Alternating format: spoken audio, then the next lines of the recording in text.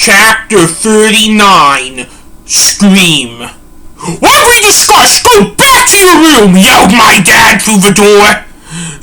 This is an emergency, yelled Dr. Marcassius. It was also an emergency when your aunt and mother asked you to leave and you didn't, yelled my dad. Can you tell if she's breathing? I asked through the room.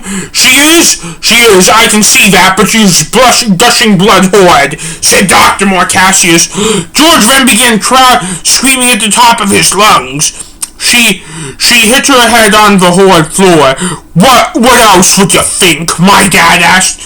We need to go out there, said Dr. Marcassius. She's going to die, yelled George. Dr. Marcassius, or they taking her out? Dr. Marcassius, they taking her out? I asked. They're wheeling her out the door, Dr. Marcassius answered. George then came on charging through. No, go back in, yelled my dad. George then punched my dad in his balls. I pity people who care about it when their mother gets hurt, but don't care about what goes on while their aunts thinks hurting them is okay, yelled my dad.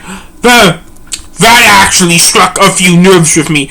My dad then shut the door, and then we heard a couple of minor impacts which sounded that my dad was putting something up to the door to hold it back. I am so sorry you had to witness that, said Dr. Marcassius to Hannah.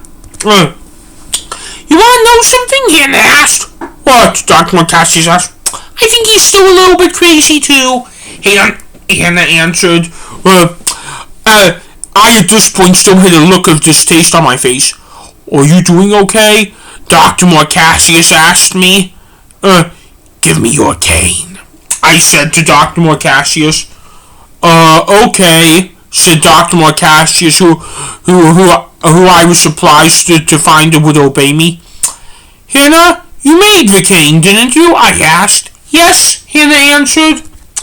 How sturdy is this wood? Really, the only thing that could damage it would be an impact of several hundred feet, said Hannah. What are you planning on doing? It's my cane, Dr. Marcassius asked. That's not important. What is important is that you know that remark Dad just made about people who he pities? I asked. Yes, said Dr. Marcassius. That George getting hurt and Mom getting hurt have turned me back into my old misbehaving self. Then my parents sent me to the Choke Porter School for it. I said. What do you mean? Hannah asked. I was already lunging out at the door to take it down before Hannah said registered to me. Like that, I said. The door then fell down. You used to behave like that? Hannah asked. I do it currently, said Dr. Marcassius. And I am sure I have done it too, said George. We then entered our living room. I was taking the cane and swinging it around to make sure we had an all clear. No one is here, said Dr. Marcassius. Here is your cane back, I said to Dr. Marcassius. Thanks, said Dr. Marcassius. Where did Aunts Catherine, Diane, and Heather go? George asked. Probably to the hospital, I answered. I then examined the rest of the Robbinsog. I am the leader now, I said. Sir, yes, sir, said Dr. Marcassius, George, and Hannah all at once. Cloak up, I ordered. I don't have a cloak and I need to use the restroom, said Hannah. Fine, I said.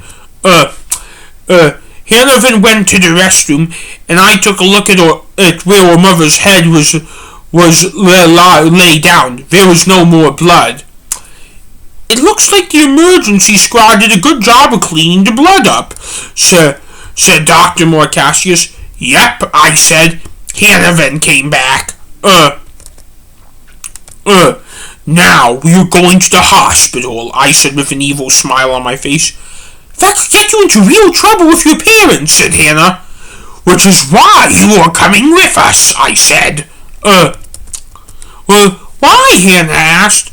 Because our dad hasn't disciplined us yet. He has just been frustrated. He wouldn't try and discipline us in front of you, I said. He's probably the closest before... He was probably the closest for Dad out of all of us. Take his word, said Dr. Morcassius. Okay, said Hannah. The first thing I did want us to do is to try and figure out what hospital they are going to, I said. How are we going to do that? There was just so much shouting that I couldn't hear a thing, George asked. Up to the pool. Do not go in, I said. We then left Robbinsog, locked the door, and dialed the elevator. Do you have a plan? Dr. Morcassius asked. Yes, I said. The elevator then arrived. I hope you thought this through, said Dr. Morcassius. I did, I said. We then rode the elevator up to the top and went into the pool room. We could see an ambulance parked just outside our building on State Street. I can figure it out once that ambulance begins moving, I said. How do you know it's Mom's ambulance? George asked. Because I heard no other ambulance pull up into this building, and I was barely able to hear this one. The ambulance then took south down State Street, which meant it was probably going to the Congress Parkway to get on I-290 West, and thereby taking our Mom to the Illinois Medical District where she was last time. Good. I know where to go, I said. The Illinois Medical District? Which is where she was last time, aka just as we thought? Asked Dr. Morcassius. Yes, I answered. To the blue line, said George. We then went to the elevator and dialed it to go to back down. Rather you like it or not, Mom, here we come, I said as we were leaving the Robbinsog building. The elevator arrived and we began to head down. Time check? I asked on the way down. 8 sharp, answered Dr. Morcassius, looking at his watch. Good, I said. Why is that good? Dr. Morcassius asked. Because that way it is not too late, I answered.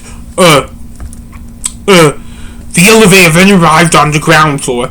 Can we enter Jackson at the red line, the entrance, and take the accessible tunnel over to the blue line? Dr. Morcassius asked.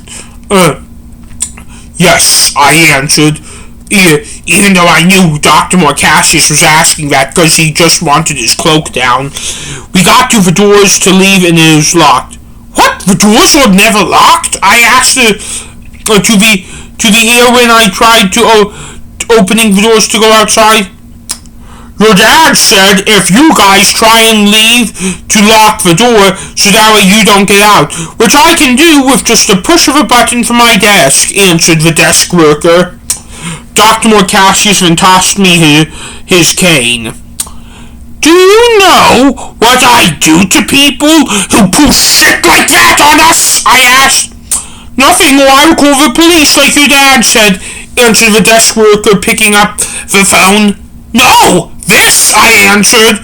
I then went running and did a pool jump with the cane and landed on that man and knocked him out. Here you go, I said to the others. I unlocked the door and met Dr. Morcassius, Hannah, and George outside. When I got outside, George took off immediately in his wheelchair to head to the elevator to take us down to Jackson Station, but the red part of it. In a rush? I asked. You should be. The police could be called on us by now, said George. You alright? We better pick up the pace, I said. The elevator was waiting for us at Jackson Station. We took the elevator now down when we were with George because he can't do stairs because of his wheelchair. It was just a quick light down to the mezzanine where he scanned in. Finally, after all this, I get to put my hood down for a little bit, said Dr. Morcassius when we were leaving the elevator. You weren't wearing your cloak at all in Robbinsog, said Hannah.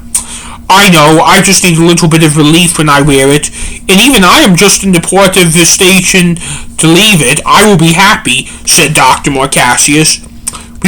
We then scanned ourselves in and took the tunnel down to Blue Line Jackson Station, and Dr. Morcassius had to put his hood back up, and then we had to take another elevator down to the platform. Here we are, I said when we arrived on the platform. How long till the next Blue Line train toward Forest Park? George asked. 5 minutes, I answered. Okay, I didn't know those TVs were there, and this is the way I go to school, said George, giggling. Just wondering, do you think you are going to be able to make it to Oak Park okay? Now with your wheelchair? I asked because we had time to kill. Yes, I take the ramp to enter and leave the Oak Park station every day, even when I could walk, said George. That is good, I said. I must admit that I think I could have a fun time with this, said George, moving his wheelchair around. I am glad you are so optimistic, I said. Does that mean someone who looks at things in a happy way, George asked? Yes, I answered. I get that from our parents. I know, I said. I must be honest, I think it is cool with how old you is Black, said George. Why? I asked. Because I think the old you is cool, said George. Don't get your hopes up too high, because I am doing this right now to get us to our mom, I said. The Blue Line train to Forest Park pulled in. I'll discuss more when we begin to leave the station, I said. We then boarded the train and began to leave Blue Jackson Station.